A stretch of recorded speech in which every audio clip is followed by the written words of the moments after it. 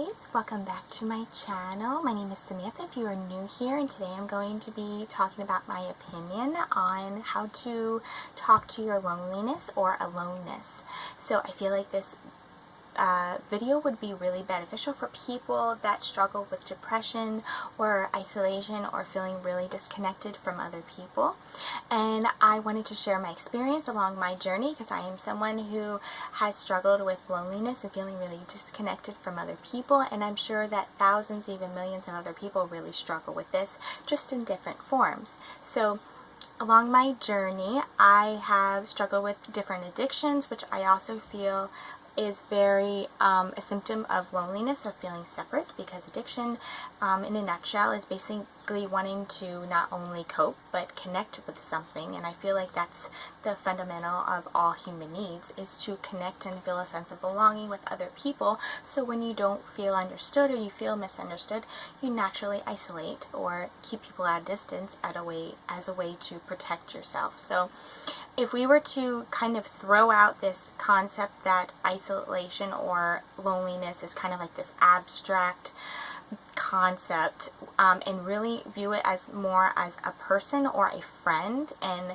kind of visualize it as this thing or this part of yourself that really loves you and wants to protect you, and it's trying to tell you something, it would be much more beneficial than trying to basically not feel alone, and you're basically just trying to run away from this feeling that you obviously really want to feel, as a sense of belonging, and you don't want to feel depressed anymore, you don't want to feel like you are different, which basically all of us have our own unique differences. But what happens with loneliness is that you feel that you're the only one that feels that way, or you feel constantly separate from other people, and you constantly feel like there's something wrong with you. So I feel like feeling lovable is a really good way to not feel alone, or limit the feelings of isolation or loneliness. So along my journey, I thought that lovableness was something that you are constantly having to do, like acts of service for other people, getting really good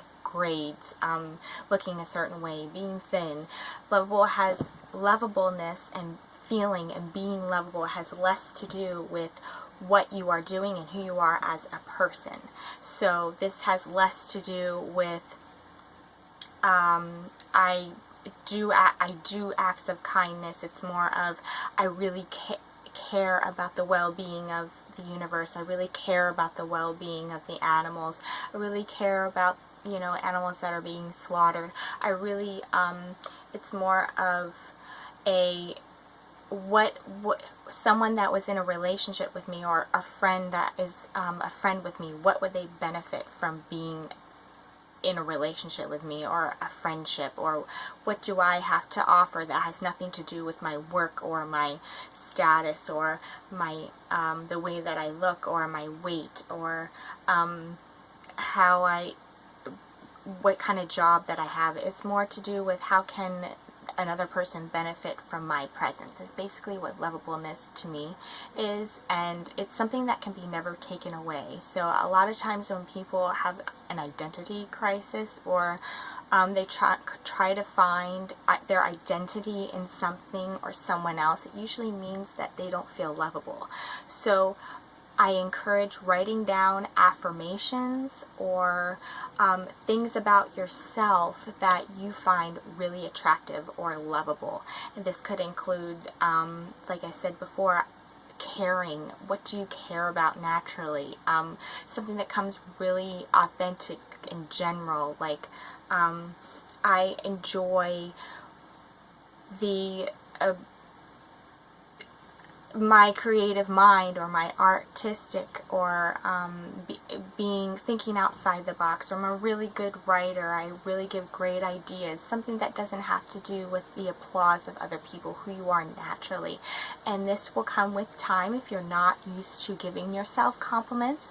I also found that shame and feeling lovable cannot coexist. Shame, the fundamental problem with shame is this person, or we, or another person don't feel like we are lovable, that we are enough. So shame is developed shame is essentially there's something wrong with me, or there's something wrong with us. And if you'd like more information about how to overcome shame, you can check out my video called How to Overcome Shame. Or it's actually called Overcoming Shame. But another way that I actually have talked to my loneliness, or in my experience, is to talk to it as a friend and as a being with a feeling in person. It's like, what do you like? What don't you like? What's your favorite color? What am I doing that you don't like? Am I doing something that is offensive to you? And you would be really surprised on what this aspect of yourself has something to say. So I got a lot of, you are too hard on me. I isolate you because you want protection. So I thought that if I isolate you, that you would feel more protected. So it's trying to, essentially, when you feel like you have to isolate from people or keep a distance from people, there is a part of you that is trying to do you a service, a great service. So basically, it's doing everything that it knows how to give you what you want, because your mind and your body and your spirit really love you. So everything about you that is happening, going on internally and externally, it's for a purpose, and it's for your higher good. So another way that I like to talk to my if I feel alone, or if I feel loneliness, or I feel really disconnected from people, is to obviously give this aspect of myself gratitude, because it's really trying to connect me with other people. It's trying to be understood in the only way that it can. So I'd like to write down things that I am grateful about it, or what it has done for me. So a lot of times that people struggle with aloneness, they struggle with addiction. Addiction is very isolating. It's all about coping and getting away from the present reality that you're currently living in. And I also have a video on coping mechanisms if you are interested in that. And so basically, when people struggle with shame and isolation and loneliness, it also comes with depression. So a lot of times, this part of yourself that feels alone or has a lot of loneliness or disconnection is not only try to view it as more of a person, but this friend has basically carried all of this stuff that you don't like about yourself or you think is unlovable, and so it really wants to be with you, and it wants to be integrated. So basically, it's kind of like having a friend that you only have around to dump all your crap on. Like, if you had a bad day, you call them up, but you don't ask how they're feeling, that type of thing. So it's super important to give it gratitude, and if it feels neglected, it's naturally going to make you sick.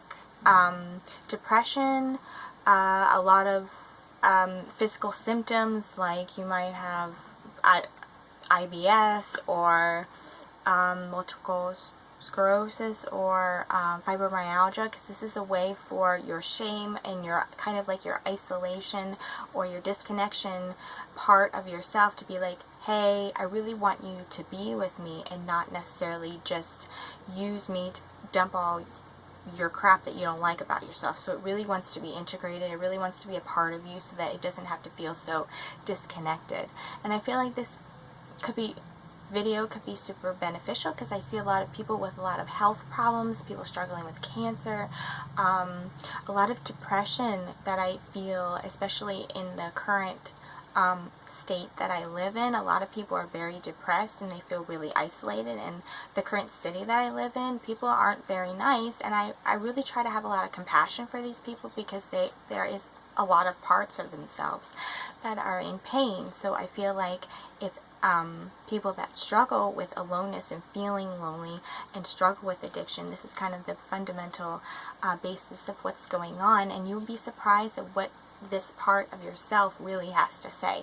So I hope this video was beneficial and helped somebody. I know it's kind of like an alternate perspective on how to view loneliness and isolation, but I hope that it helped anybody, and I did this video so that people wouldn't have to feel so alone, because honestly, there has never, if you are a human being, there's probably never been a time when you have not felt lonely or alone. It's just that some people are more sensitive than others, and it depends on your past experiences or how you are as a person, or if you're more sensitive than other people, but everybody has a need and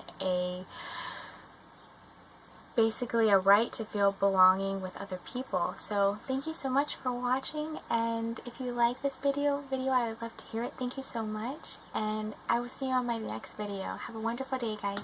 Bye.